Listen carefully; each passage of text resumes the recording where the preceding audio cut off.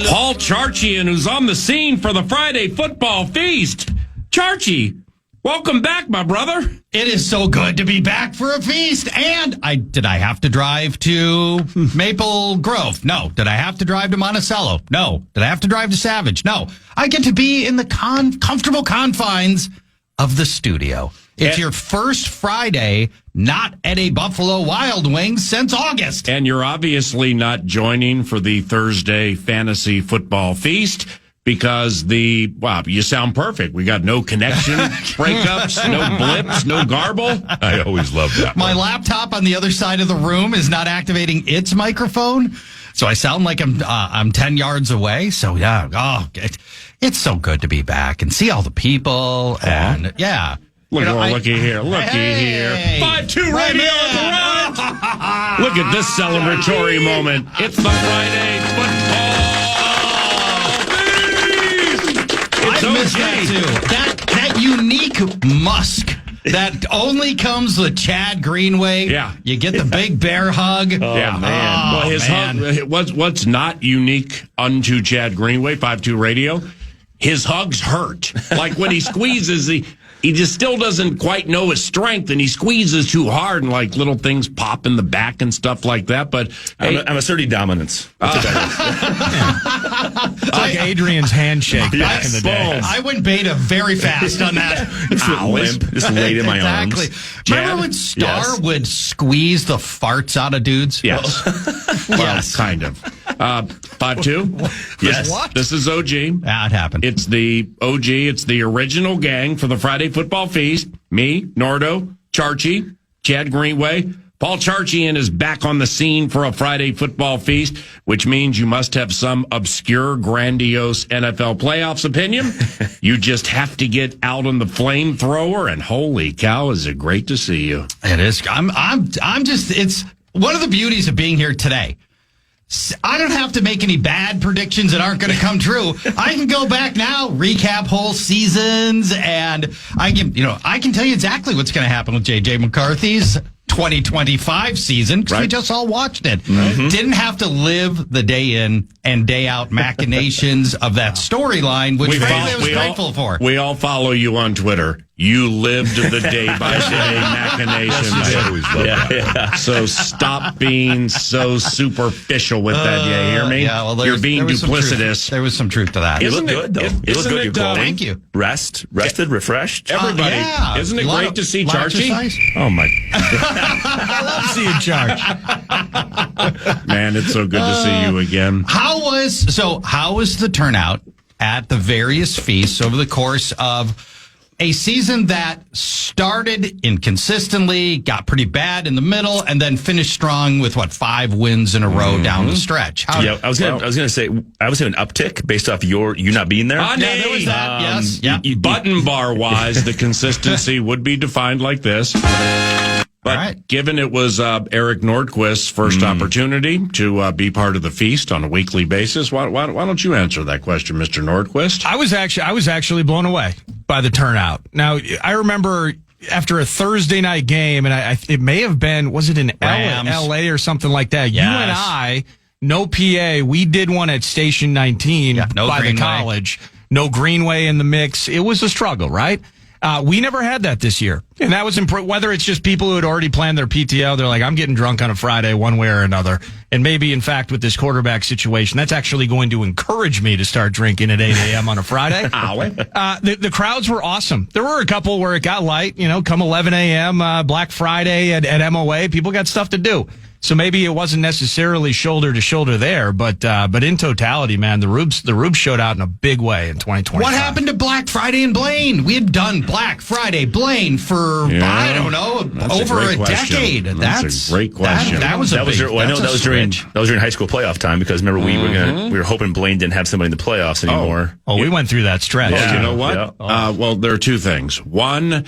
The crowds were substantial from the first one to the last one. Yeah. But near the end, when there was going to be no postseason, big crowds, but super mellow and quiet. And it wasn't the Friday football, everybody, the pep rally feel diminished a little bit near the end. But one thing that I think you'll greatly appreciate is when we showed up at Buffalo Wild Wings Lakeville, the Lakeville South Band. Lakeville South Band showed up. And then where were we? Plymouth? No, where was the next one? That was in Blaine. The next one was in Blaine. So then it triggered again where Blaine showed up the next week. Yeah, it was kind of cool. That's the best. Return to the band. That's the best. And you were there for those, Chad. I was there for Lakeville. I was there for Blaine too. Yeah. Both those. Absolutely. Maybe you'll appreciate this too, Charch, is we went to Elk River, and I think their high school team lost in the playoffs after we pumped them up. Yeah. Went to Lakeville, got the band. They got waxed. Didn't go well. It got to the point where there were some youth football fans that are like checking the schedule just to make sure you ain't coming to my city, are you? Yep. No. I have a pressing question for you. Is there a KFAN in Utah? And if so, do you do feasts before Utes games? I always love that one. There is an all-sports station in St. George. Let's just say it's not quite the fan. Yeah. Okay. Why don't you buy it and change it? Make it better. Yes, absolutely. You and Jack could purchase that thing for walking around money, man. It might be available free. Privately that is owned fan, you possible say. right there. They talk about geographically. This is an enormous state. Utah is absolutely huge, but they're also near Las Vegas. So they're breaking down Golden Knights. They're breaking down Ute football. They're breaking down Air Force. Mm-hmm. It is. What about BYU? BYU, man. Yeah, BYU's they're in hot there this year. And what about Dixie College, one of the great junior college football programs in the country? Yes, my niece goes there. They had to change the name. They did? It's now Utah Tech. I know Utah Tech. What's wrong with Dixie? No, apparently it's racist. You just had to. Yeah. I was wondering too. I assumed, but I'm just going to ask. We have the Gophers basketball coach, Niko Medved, joining about 20 minutes from now or so. So I was trying to fly through this. I was wondering too. When I've asked about that, and they still have the thing in Utah is every city up on whatever mountain is near them, and the mountain is near every city, they put a gigantic one letter on the side of the mountain, a big built D? in white rock, and it's got the big D. Wow. It's got the big D. Moved and out there for the big D. So when we go, we're in St. George, and there's a big D up on the mountain. That's what we hear. What's the big D? A lot of rest stops. And then, invariably, the answer is a rolled I. They're like, they made us change it. All right. Do you live smack dab in the middle of Broncos country west? No. Oh, really? No. It is, it's number one rooting interest. If you're in southern Utah is Cardinals. Probably the Rams. Cowboys. the Las Vegas Golden Knights. I was thinking even football. with the Mammoth-related terrorism in the state? Yeah, even with Mammoth are making some inroads right now. But Clayton Keller, though. Yes. Second would be the Raiders, and then you've got BYU and Utah. Utah. So those would be your sporting rooting interests. The Jazz. If I didn't know the Jazz had a team, really, I would not know it. At least from what I see. No talk about it. No buzz. John Nobody Stockton, seems to care. Nobody cares about the Jazz. Do you live in the same city where Charlie Kirk's alleged murderer was apprehended? Nearby. It's nearby, right? Yeah. Yep. Is the whole thing a massive story out there still, or did it kind of fade? No, it's faded pretty much. I don't think that guy was one of us. I don't think he was a Utahn. Okay. I think he had just flown in for the opportunity. What do you miss about living here? People, all my friends, my 1.5 paid acquaintances, the ready availability of concerts has really, I would go to a concert every 3 or 4 weeks. How far is Denver? Driving, it's about forever 6-7 hours. Yeah. Salt Lake City is 4.5. So you're far from Red Rocks. I am. Yeah, about 7 hours. Now, and which is too bad because obviously Red Rocks is amazing. What I didn't know, I thought every band went through Vegas. So I'm like, I'll see all my bands. Vegas is 2 hours from me. Wow. I'll see all my bands in Vegas. That's badass, right there. Right, and I get to go to Vegas. I'll see my bands. Ready availability of hotel rooms. It's going to be great. Tank finish. Not every band goes through Vegas. No, it's weird. They don't have the. If they have their own show, they're out there for they're staying there for a month. Yes, it's one thing if you have a residency. They don't like right? host. They don't like host concerts. They don't as much.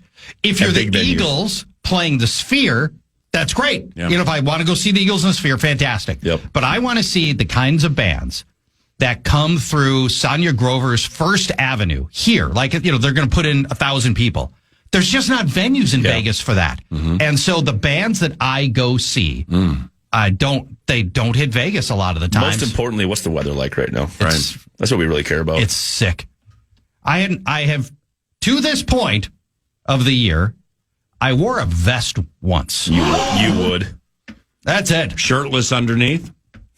You got that. If you can't listen, Was it a puffy vest? I live in Virgin, Utah. Yeah, we go commando. Yeah, you're not escaping the allegations. All right. No doubt. I have a feeling strays are going to be caught here, but nevertheless, I'm going to throw it out there with the Gophers basketball coach Niko Medved joining us now about 15 minutes from now.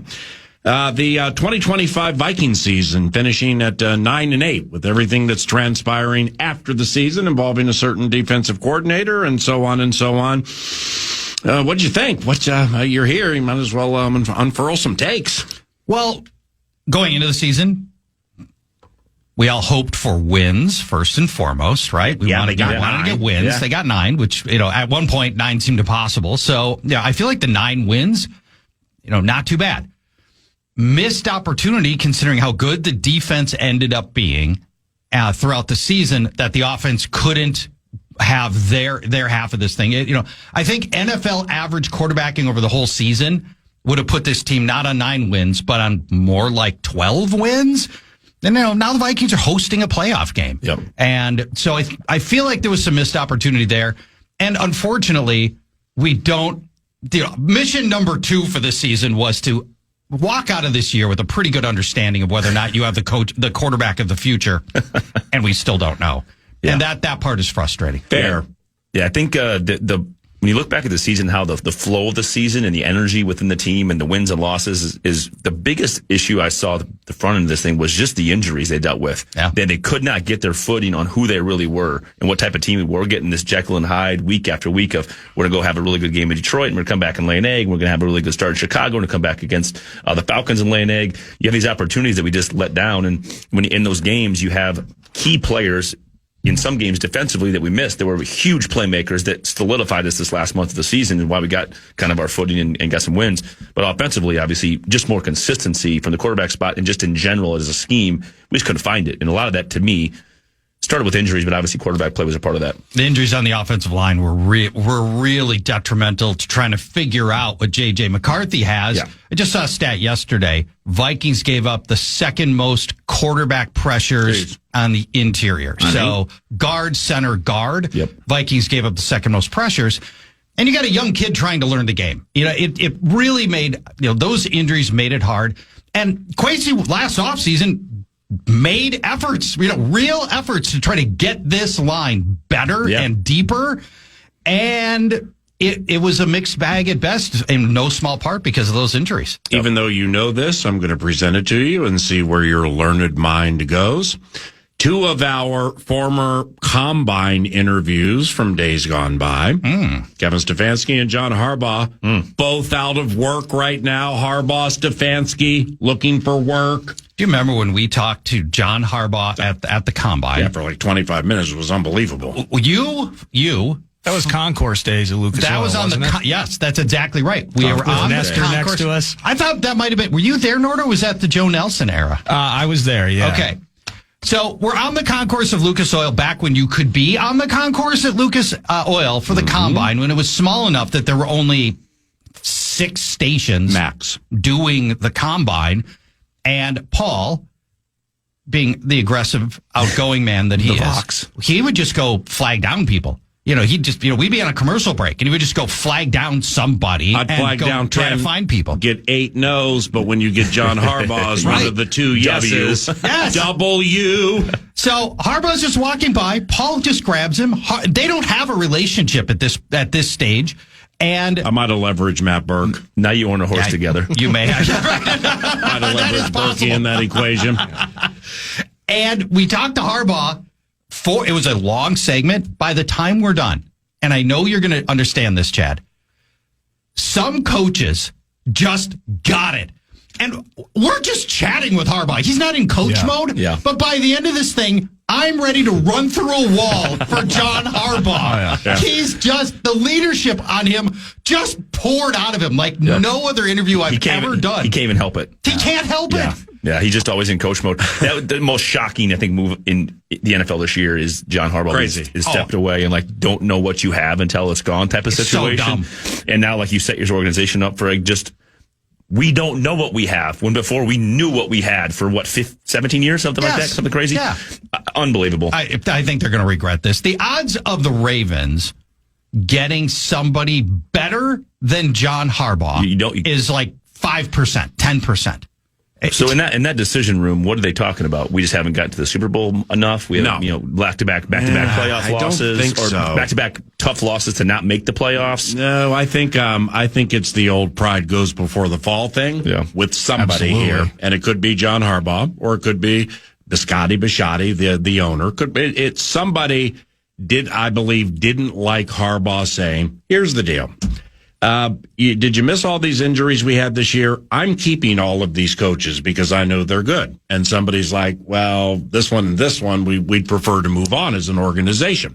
And then I'm feeling John's kind of like, well, if you move on from them, you're going to move on from me. Thinking that they wouldn't call his bluff. They wouldn't call it. Yep. And they did. And the Ravens put out a bit saying, basically Harbaugh's fired. Then Harbaugh put out a release just, effusively praising Baltimore and his time there. But when I read the Ravens release, I'm like, wow. I mean, unless there's some off the field, in-house insubordination nobody knows about or something, that's overt. I mean, somebody who brought you a Super Bowl and gave you all those wonderful years, close to 2 decades, that you're phrasing it this way. So something got ugly. Two things. The believed fracture is between the offensive coordinator, Todd Monken, and Lamar Jackson.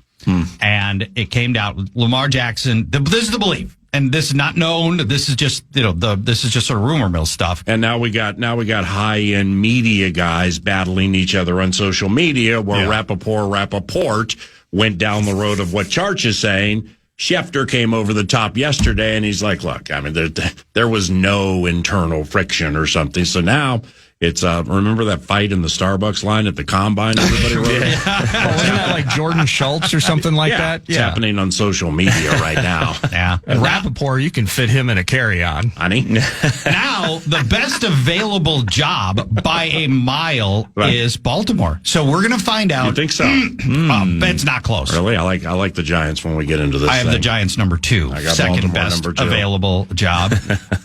Baltimore number 1. So if Kevin Stefanski is the best non-Harbaugh available, does he land in Baltimore? Where you walk in with the best quarterback he's ever had the ability to coach.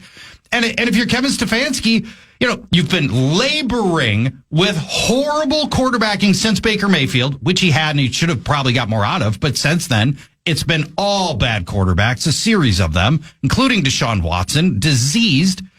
And if Stefanski is, in fact, the second best hire out there with Harbaugh being first, he won't go to Baltimore. I hope Kevin lands in Baltimore. We all know Kevin Stefanski. Yeah, love him. We adore that guy. Yeah, and Harbaugh lands in Cleveland. Think about that. That AFC North. Wouldn't that battle. be something? I think that when you look at when coaches get fired, there's a perception of them in the marketplace, right? Of rehire, like you just said. I'm so happy because I remember talking to Kevin. I know we all did when he took that Cleveland job. Of in some ways, when that's the opportunity you go get as your first head coaching job, it can send you different directions. If you can survive there and do well there and kind of become that beloved figure in that gritty town, you can come out of that thing even if you don't make it for 20 years.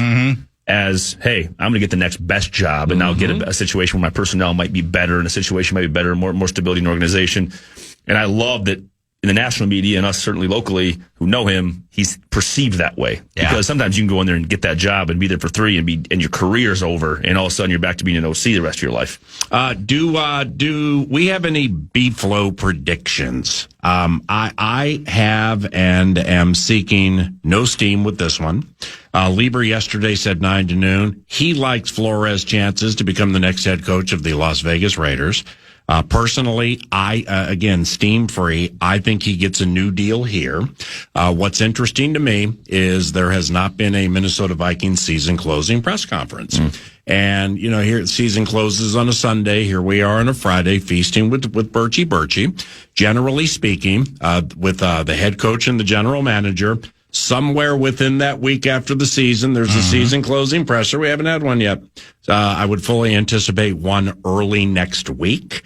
I just wonder what everybody's waiting for here. So I'm just any B-Flow predictions up in this thing. Well, can I ask you guys, because you've been closer to this year than me, how did Flores end up coaching on the last year of his deal? It does not happen very often. Most of the time, if you are a coordinator in good standing and your head coach gets an extension, your assistants go with you. Did Flores reject contract opportunities, extension opportunities, because he wanted to bet on himself? That's the belief. Yeah. Or was it the other way around? No, it's the belief, the former of what you said is what the reported belief is. Yeah, and I think when you think at B-Flow specifically, first of all, spoke to him a few times, love that guy. The players love playing for him. Yeah. Would be a massive loss for us. And I don't see him going lateral in I'm going to pay you more to be my DC over here in the situation he's got. The personnel is in place for him to do really good. He's just proven that. I think the underlying issue, as we all know of, is the lawsuit in the NFL, and where do these owners lie within that decision-making base of NFL coaches who are essentially being sued or going after from B-Flow, right? That's got to play a part in this in some capacity. So when you talk about the openings and those owners who are essentially running the NFL, how do they sit with that decision? And as we all know, some owners are definitely more impactful than others when it comes down to that. So some of these jobs are probably non-negotiables that he won't get that. Well, see, that's why the common thread for me here has been there are 3, okay? The Rooney family, Jerry Jones, and Mark Davis. Those 3, I mean, it's like busting through a saloon passage into that thing. Old boys club. Right. So, if they want something, they'll get it. They won't care about what's happening from an ancillary standpoint until they play 3 consecutive games next year and average 15.5 penalties called against them a game. And all of a sudden, they might want to rethink that thing. Yeah. 2 more things on Flores. Why do we have Trey Blake in every single game we're playing this year? It's awful. When he was head coach in Miami, he did not ingratiate himself to his staff and players. And that stuff travels. And I think that's working against Brian. And that's something he would learn from, presumably, I think, and do a better job. Can I ask you, I don't mean to clomp, because I like where you're going with it in totality, but do we believe that outside of the Tua audio? Yes. Because as more time has passed, I mean, Tua, complaining and laying every bit of blame for all of his inadequacies in the league at the doorstep of Flores seems so easy once he's out the door. Yep. And there's shrouded controversy surrounding him. And meanwhile, we've watched Tua continue to languish to the point where they want to kick him out of Miami. So I don't look at Tua as being a truly credible witness as to whatever issues there was with Brian. I think it's a very fair point. I think with Brian and his direct nature, Brian's a very direct person, more so behind the scenes than maybe what we get publicly.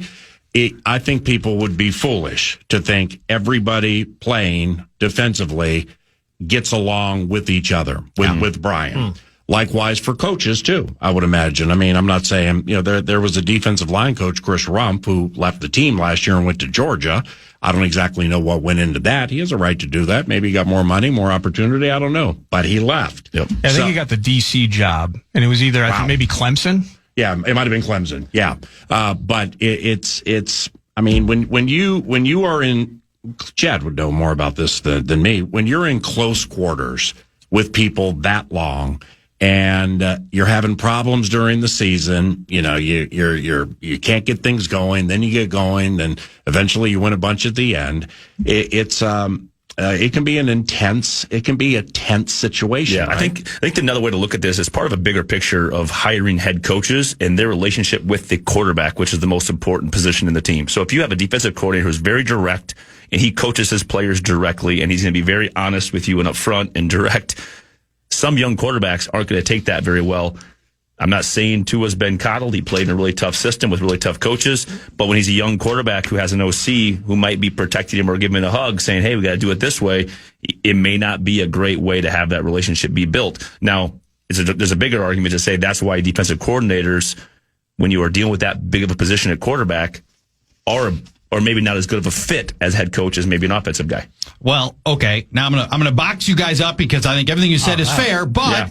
2 days ago, We'll be the judge of my that. beloved he came into Stewbeard, dunk, didn't he? My beloved Stewbeard, Ryan Fitzpatrick, who played quarterback in his 13th year with Brian Flores in Miami, came out and said, I'm paraphrasing, players, coaches did not like him. Well, but what's interesting is if the only reason Harrison Smith returned for 2025 was Brian Flores. Yeah, that was going to be my point. Yeah. I can find a handful of players. Well, I mean, he liked Zimmer though too, didn't he? It's a markedly deeper conversation that So did involves Greenway. preparation for games, consistency with your preparation. Harrison Smith had some interesting things to say at the end of the year about what he really enjoys about playing and the people around him, when they're up to speed with the plan, when they know exactly what's going on. And there are some things, if you read back at the transcript, you can read between the lines a little bit, that this is hard to learn. It's different, and not everybody was completely up to speed with it. But when they are, you really learn to appreciate that band of brothers. And the leader would be Brian. Well, and Brian has the right to get better from when he was the coach in Miami. You learn from that, and you can be a better coach down, later in your career and learn from those mistakes. But when you have a defensive coordinator as the head coach, Frazier, Zimmer for me, and then Childress on the other side, my first 5 years. Yeah. Like I'm seeing him in the team meeting room. I'm seeing him speak for 10, 15 minutes, talk about the game plan, what we have to do, go on the road, etc. I don't talk to him again. Yeah. Like I don't talk to him. Like at practice, he might say something. He might see something, right? But defensive coordinator's making the play in practice. Like we're playing. We're talking to our linebacker coaches. We're talking to the defensive coordinator. We don't talk to him on a play-to-play basis. No. Like we see him in parts throughout now again, not every organization is the same. But my point is if you're only getting him in spurts and you're getting this directness or this brashness that maybe you're not used to, you may have a different opinion than the others that are sitting in the room that are also half the team. So I mean that's where you can have maybe a Harrison Smith say one thing and a Fitzpatrick say something different.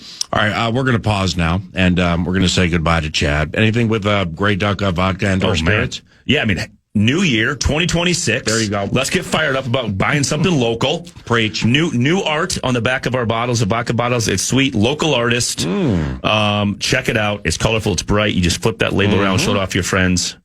And while you consume and have a great time, great football weekend, go grab some Grey Duck for this weekend. So why don't you two do a little Covenant catch-up for a little bit? And Nordo and I are going to chat with Niko Medved, coach of the Gophers men's basketball team. Victorious 5 consecutive. They just beat the Iowa Hawkeyes right at the wire in a spine tingler. And then Charch will return, and we'll get back into football on the Friday Football Feast, 9:30. Thank you for listening to FM 100.3 KFAN. This is the Friday Football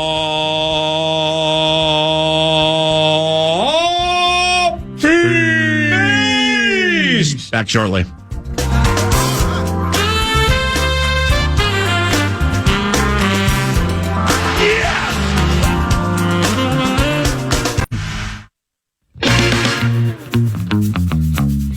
All I can say is, wow. Hold on to your butts.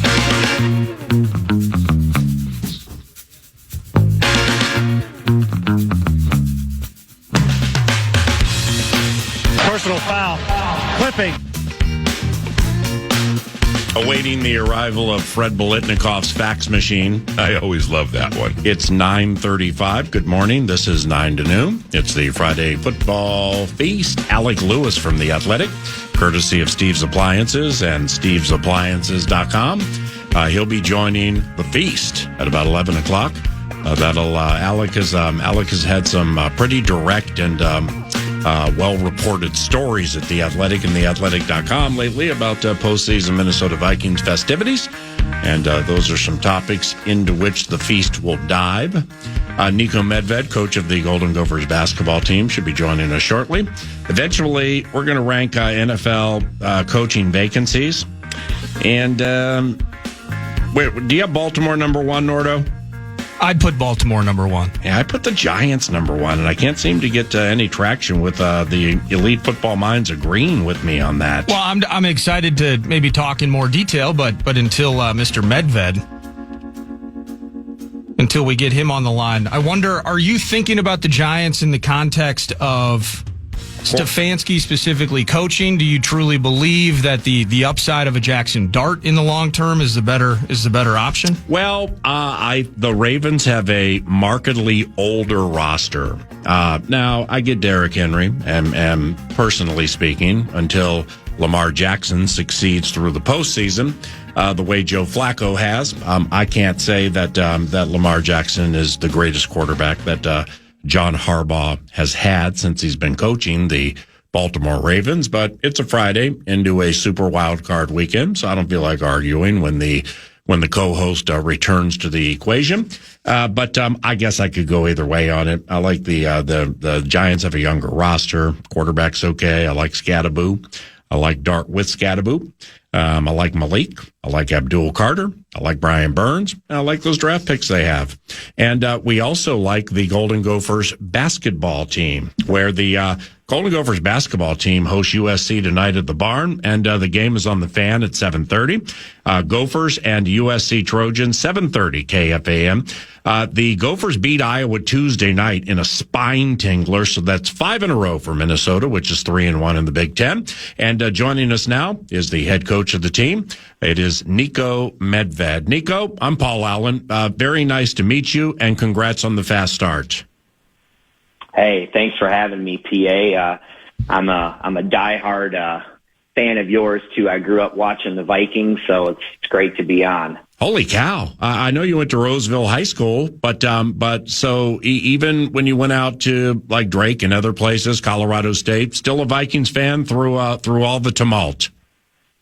Oh my God, you kidding me? And I got to deal with all these, I got guys that are Packers fans on these various teams. Wow. It's a tough existence, right? But man, I'm a huge Vikings guy. I was at the game, the Gary Anderson missed field goal. Oh yeah, it's a big deal, and I'm a huge KOC guy. I think he's just a stud. Well, thanks for the nice words, and that's really cool to hear. And so you're scarred like the rest of us. I mean, you're from Minnesota. Oh, amen. I moved here full time in '98, but in a roundabout way, we're all kind of scarred in this covenant the same way, just waiting for the team to advance through the postseason, give us another Super Bowl shot, right?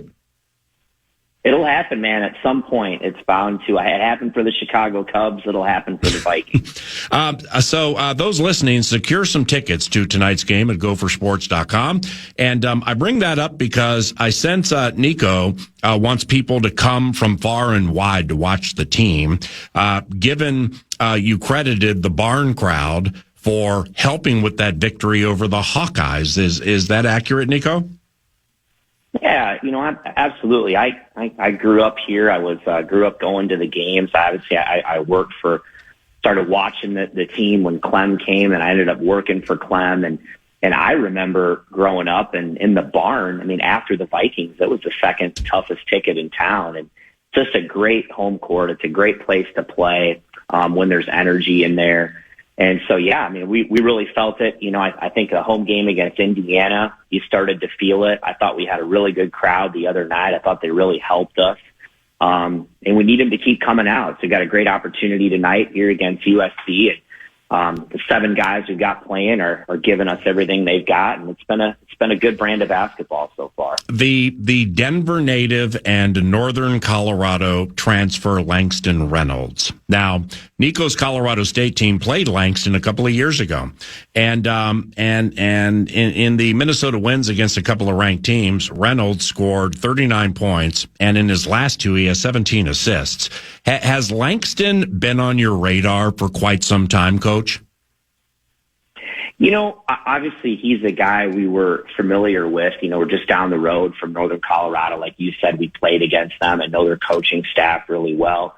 He's a guy that just really came onto his own, and he's a unique player. I mean, he's been really good defensively. He's athletic. He gets downhill. He gets fouled. And he's just done an unbelievable job in our system of finding guys. It's really the assists. Creates a lot of shots for others, gets to the free throw line, and he's kind of a difficult matchup. He's been coming on like gangbusters here. And it's not just the talent, but he's our type of guy. So he's a great kid. And he's making the most of the situation here in his last year in the Big Ten. The producer, Nordo, would like to get into the equation. Eric? Yeah, nice to meet you, Coach, and thanks for your time here this morning. But, just what has impressed me, of course, your first campaign here now as head coach of the Gophers operation, a lot of new faces. I think just 1 or 2 players were on the team a year ago. So we're trying to mix personalities and players and skills. But losing Chauncey Willis, losing Robert Viola, and then finding your way through with guys like Jalen Crocker-Johnson, you know him well, of course, but Cade Tyson and his scoring, just the mentality of this group and so many new faces, but finding ways for them to have success while missing a couple of guys you intended to lean a lot on. Yeah, it's been a cool group. It's kind of the state of college sports right now, especially when you come over and take over a program like this. You're kind of starting over. I give these guys a lot of credit, my staff a lot of credit. We get really good group of guys. They're great human beings. I mean, I think we're pretty transparent on what we expect when the guys get here. And kind of from day one, it hasn't been perfect, but I think they've really bought into being unselfish. And I think we are number 1 in the country in assists to field goals made. That stuff's really kind of carried us through. And I think as they've started to have some success, they've kind of leaned into the way that I think we need to play to be successful. And I think they all really get along off the court, and they're a great group to be around every day. So it doesn't always happen like that, but again, I think we've been pretty intentional about bringing the right kinds of guys here. And so far it's been pretty awesome. Niko Medved, coach of the Golden Gophers basketball team, 9 to noon. The team has won 5 in a row, 3-1 in the Big Ten. Chance to be 4-1 after this evening, playing the USC Trojans. 7:30 at the Barn. Games on KFAN. Mike Grimm on lead vocals at 7:30, and you can get tickets at gophersports.com. Coach, being and I may be stretching this a little bit, but being a Roseville High School graduate and being back here and getting this thing back on its feet, I mean, that might have some dream come true to it for you, right? Oh, absolutely. I don't really think it's even hit me yet. It's a dream scenario to come back here and have an opportunity to be the head coach here. And I think, the vision I have for the program is big. I think basketball matters here in the Twin Cities. I mean, it's been awesome to see what the Timberwolves have done. But again, I was here when this thing was humming, and I think there's a great culture. It's a great sports town, basketball town. And I think we're right there. If we can develop some sustained success and get some people behind us, I think this thing can really take off. And yeah, it is like a dream come true to have the opportunity. I pinch myself every day. Every game I coach, I look up there right before tip and I'm like, are you kidding me? They pay me to do this? With everything else going on in our world right now, I'm a pretty lucky guy. So I don't take it for granted and put everything we have into this and really try to get this thing going.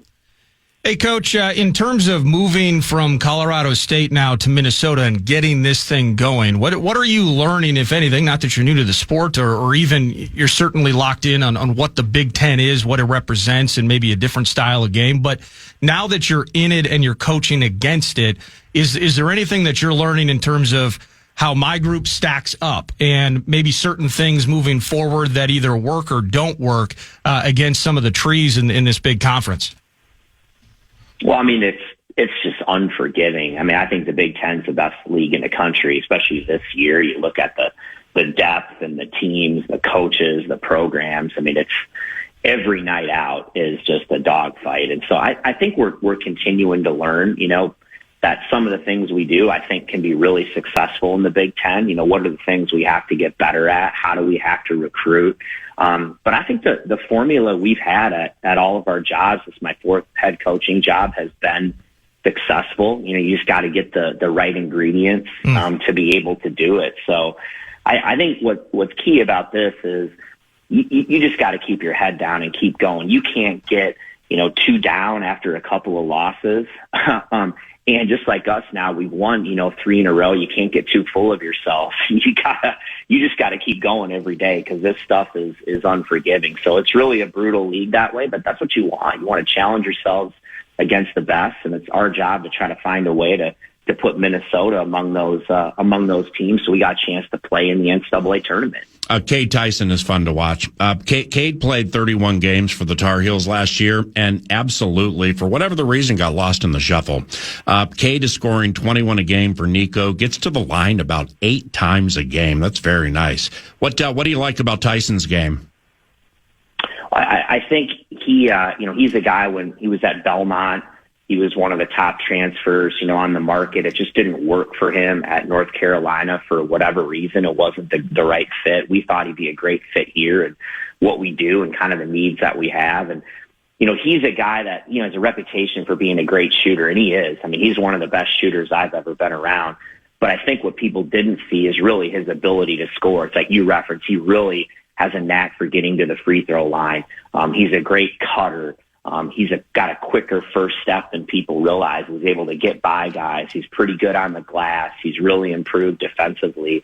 And he's our hardest worker. So, you put all those things together, you get what you have right now. I didn't realize, I thought he'd be really good. I mean, I'd be lying to you if I said he'd be one of the leading scorers in the Big Ten, at this point. But he's been awesome, and reminds me a lot of the kid Nate Clifford we had that, at Colorado State. He came to us from Colorado, was just kind of not finding his way, came to us, and 2 years later he was an NBA first rounder. So, Cade's going to have a bright future, obviously, the rest of this year, and I think he's going to play, at the next level for a long time. And Nick plays about 20 minutes a game for Sacramento, trying to find his feet there. Yep. I like that. Gophersports.com to check out the team tonight, or maybe Tuesday when Wisconsin is at the barn. Coach, USC tonight. What are some keys to winning this one? Well, Muss, obviously our fans know him, coach here. He's a terrific coach. He's been around a long time. They've got a really, really talented athletic group, maybe the most athletic team we've played all year. He's dealt with some injuries too. I think one of the things they do better, they're the number 1 team in the country at getting to the free throw line. So they put a lot of foul pressure on you. And, obviously with our rotation only being 7 guys, that's something that keeps you up at night. We got to do a great job in transition, try to keep them off the line, keep them off the glass, and try to outlast them. But, they're a team, they're coming off, they were 21st in the country about 10 days ago. They lost at Michigan and Michigan State. Well, so will a lot of people this year. So they're going to be desperate for a win here tonight. So we'll have to bring our A game. One of your assistants is Dave Thorson, and you and Dave have been together for quite some time, haven't you? In what ways does he help you and the team? Well, Dave he's a great coach, but he's also a great friend. He's been unbelievably loyal. I mean, it's amazing how the years have gone by. I mean, I spent so much time, with him even before he came to De La Salle. And then obviously he's a Hall of Fame coach at De La Salle. He brings a lot of energy and insight to everything we do every day. And he's so connected here in the Twin Cities. So, I mean, he knows everybody. That's just who Dave is. And, like I said, because he's a veteran guy and he's been around so long, sometimes he's the guy that has, an insider might see something that maybe somebody who's less experienced doesn't see. And he kind of knows where, what you have to do day in and day out, can look at every nook and cranny. And like I said, hopefully help you see some things that others don't see. But other than that, he's just a great friend. I mean, his daughter, Ella, is going to go play volleyball, at St. Thomas. I mean, she was the flower girl in our wedding. So that's how far back we go. Coach, it's fantastic meeting you. Look forward to meeting you in person and having you on the radio show more if you are so inclined. Tear it up tonight against USC. Gophersports.com if people want to get tickets to this game. And appreciate you greatly. Have a wonderful weekend, okay? Hey, thanks, PA. Appreciate you. Go Gophers. Yes, sir. Niko Medved, coach of the Golden Gophers basketball team. USC tonight, 7:30 on KFAN. We return to the Friday football feast. Charch rejoins the equation right after this. 8 head coach openings. I ranked them 1 to 8. Giants, Baltimore, Atlanta, Cleveland, Vegas 5. Tennessee 6, Miami 7, Arizona 8. Paul Charchi in his return for a couple of hours of the feast. Nordo's here. What about you guys? 1 to 8. How do you do it? I think you're close, but not perfect. I mean, I think that's an acceptable level for you. Close, but not perfect. Great having you back. Baltimore's clearly the number one job. You get Lamar Jackson, you get Derrick Henry, you get Zay Flowers, you get Roquan Smith, you get a good secondary. You have a team $28 million under the cap with those superstars on offense. You have no glaring roster weakness of any kind with the Ravens. You walk into that. The only bad thing about the Ravens is you're following an 18-year legend who got you to a Super Bowl. I don't know where the downside would be with the Ravens and why they would not be number one on your list. Old roster. It's an older roster. The Giants have a significantly younger roster. I like Dart. I like Dart with Scadaboo. They had a little thing going there without Malik Neighbors, who will return. Abdul Carter showed a pulse at the end of the year. Brian Burns tried to lead the NFL in sacks, and he's still young. I like their draft picks. With Baltimore, Lamar, obviously, mostly like their roster. And I could go either way on those two. Atlanta, they have Penix, if you like him. Bijan. Do you like Penix? And is he not sure? Is he are you done at quarterback if you have Michael Penix? Not sure, but the owner Arthur Blank spends, and I sense Arthur is nearing the end of his ownership tenure with Atlanta.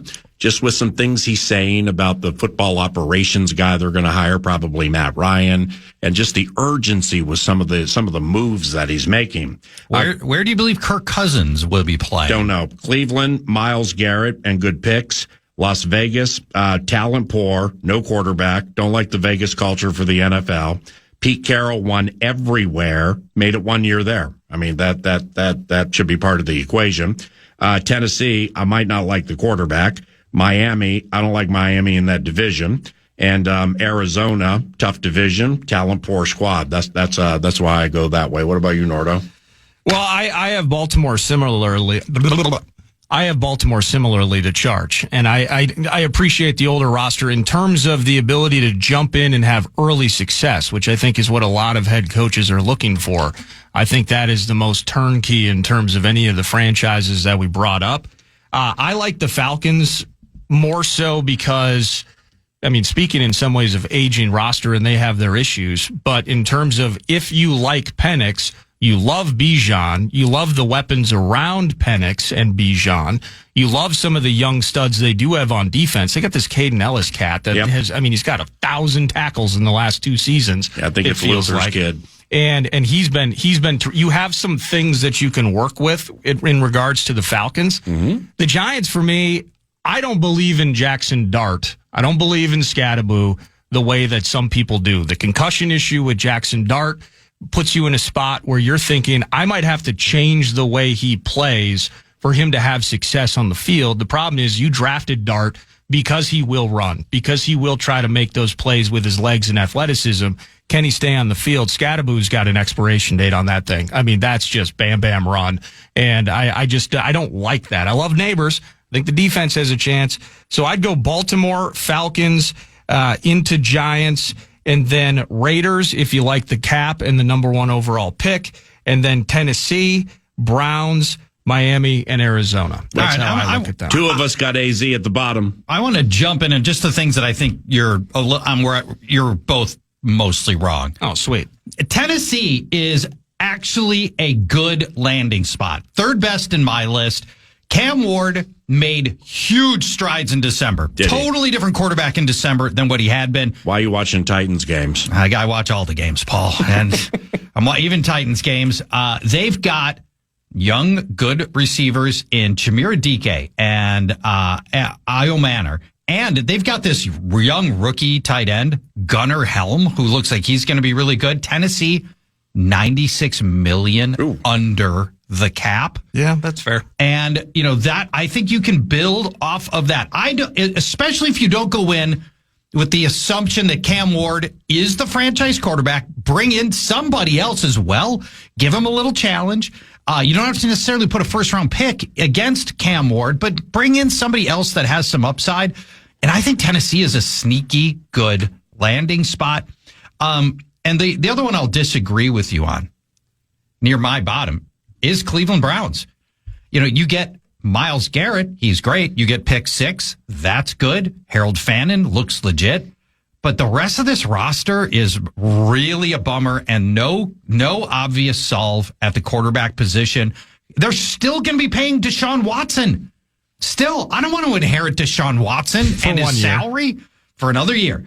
Quinshon Judkins, their star running back, broke his leg and dislocated his ankle. We don't know what his status is. And the Browns, the Haslam family is not necessarily one that you want to hook your wagon to. So I'm not with you as much on the Browns. I think you're underrating so you put Tennessee. The Browns at the bottom, maybe. I have the Browns 6 out of 8. Okay. Yeah, I'm totally with you there. That's Paul Charchian back for a Friday football feast. Nordo produces, and I'm Paul Allen. It's 10 o'clock back after.